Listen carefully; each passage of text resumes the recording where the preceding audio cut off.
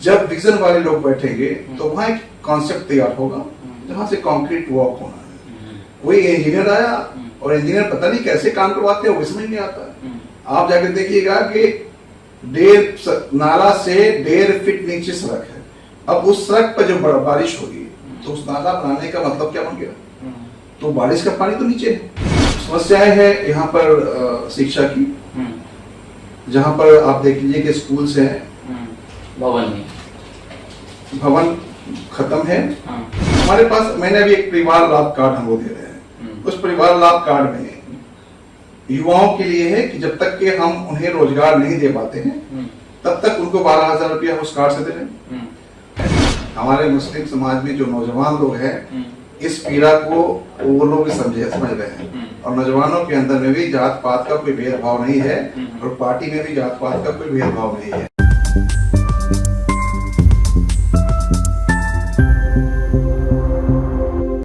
दोस्तों, इस समय मैं मौजूद हूं दरभंगा ग्रामीण में और हमारे सामने जन स्वराज के नेता हैं जो 2025 में चुनावी मैदान में उतर पड़े हैं। सबसे पहले तो आपका स्वागत है। बहुत बहुत धन्यवाद। अच्छा, आप जन स्वराज से तैयारी कर रहे हैं जी। आपके लिए बड़ी चुनौती है, तो कैसे फेस करेंगे? सबसे पहले ये हम जानना चाहेंगे। देखिए, अभी जो हालात है, विधायक जी बहुत लंबे समय से हैं, अब तो वैसे भी उन्हें संन्यास ले लेना और रिटायरमेंट लेना चाहिए। हाँ, एक टाइम होता है। हम लोग भी अगर सियासत में आए तो बहुत ऐसा नहीं कि 15 साल चाहिए या 20 साल चाहिए, या ऐसे हम इस पार्टी से बाकी उधर चले गए, उधर विधायक बन गए, नहीं। हम बस उतने ही तक हमारा लिमिटेशन है कि 5 साल हो गया, दैट इज एनफ, मैं समझता हूँ। ठीक है, जनता की आवाज हुई, अगर आगे मौका मिला तो इसकी बात हो रही है। तो हम लोगों के अंदर में मैं इसे अपने आप को ये समझता हूँ कि सियासत जो है ये इसके मैं अपना इसमें भविष्य नहीं देख रहा हूँ। हम भविष्य देख रहे हैं कहाँ? अपने समाज का। मेरा भविष्य नहीं है इसमें। हम इसको तिजारत नहीं मानते। जो ऊपर वाले ने मुझे दिया है वो बहुत है। चलिए, ये सब बात तो खैर ठीक है।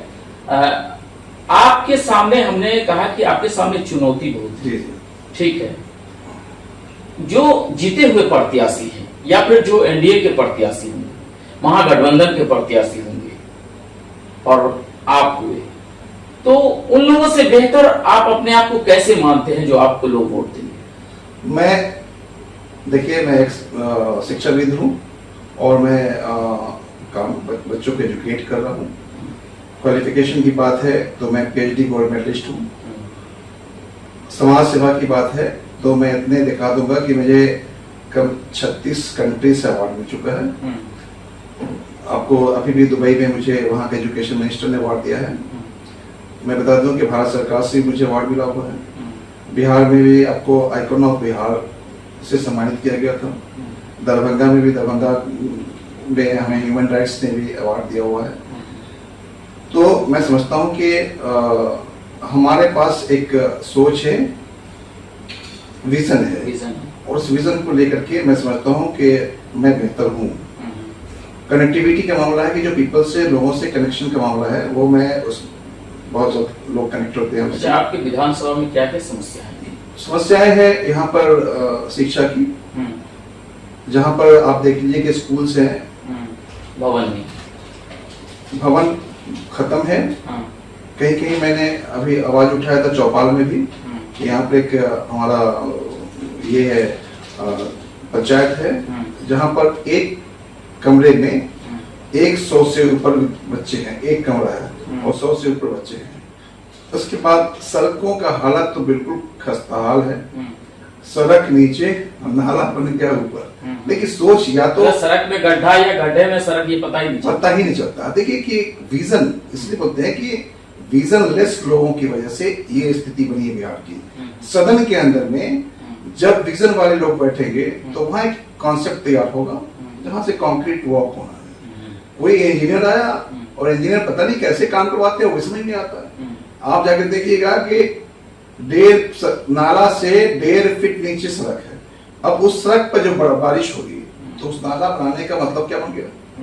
तो बारिश का पानी तो नीचे है, नाला ऊपर।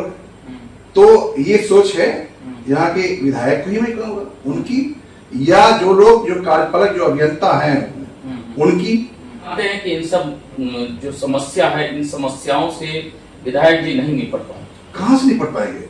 आप लोआम के का एक बना 15 साल पहले उन्होंने उद्घाटन किया था, आप आंखों से जाके देख लीजिए, मैंने डाला हुआ है।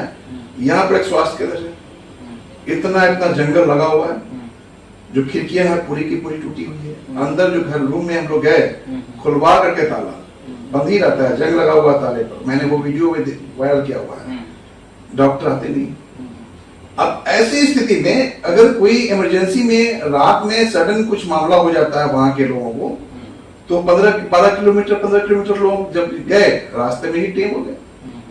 तो आप न तो जनता के सुरक्षा के लिए, उनकी हित के लिए हैं, न ही आप बच्चों की शिक्षा के लिए हैं, न ही आप सड़क पर चलने वाली आम जनता क्लियर कर रहे हैं कि आपकी विधानसभा में सड़क की समस्या है।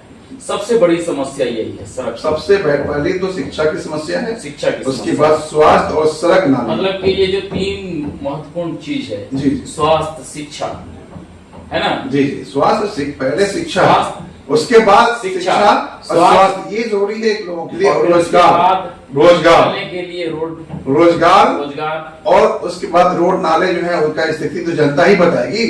जनता तो इस बार बताएगी, लोगों को इस बार छोड़ेगी नहीं। आप चुनावी मैदान में जी, आपके पास युवाओं के लिए, महिलाओं के लिए,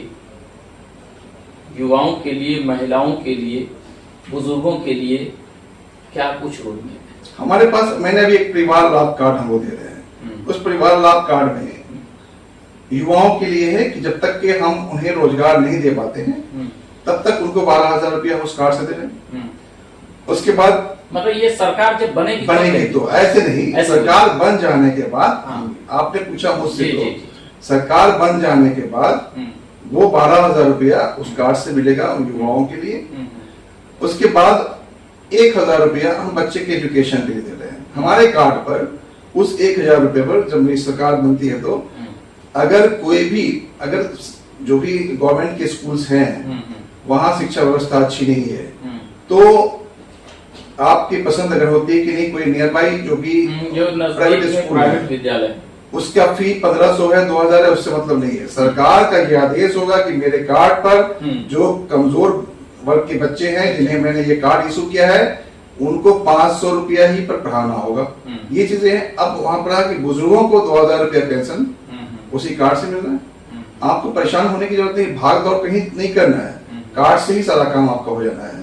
महिलाओं के लिए 2,500 रुपया हम लोग दे रहे हैं। जो देखते हैं कि 1 से 5 लाख रुपए तक लोन का मामला है कि वो छोटे काम को, जो लघु उद्योग होता है, वो करें। सब लोग काम करेंगे तो मैं समझता हूँ कि एक घर जो है वो डेवलप होगा, वहां पैसे आना शुरू हो जाएंगे। हमारी कोशिश ये होगी कि कम से कम जितने 50 लाख लोगों को हम लोग बाहर से यहाँ बुलाएंगे, उनके रोजगार का पूरा व्यवस्था करेंगे। उसका रोड मैप हमारे पास। अच्छा, चलिए, आपको अगर प्रशांत किशोर के द्वारा टिकट मिल जाता है, आप प्रत्याशी बन जाते हैं, आप चुनाव जीत भी जाते हैं, तो क्या आप वादा करेंगे आप अपने विधानसभा की जनता से कि शुरुआती 100 दिन में आपके जहन में, आपके दिमाग में वो कौन सा ऐसा काम चल रहा है, वो कौन सा ऐसा समस्या है जो सबसे पहले करना चाहते हैं?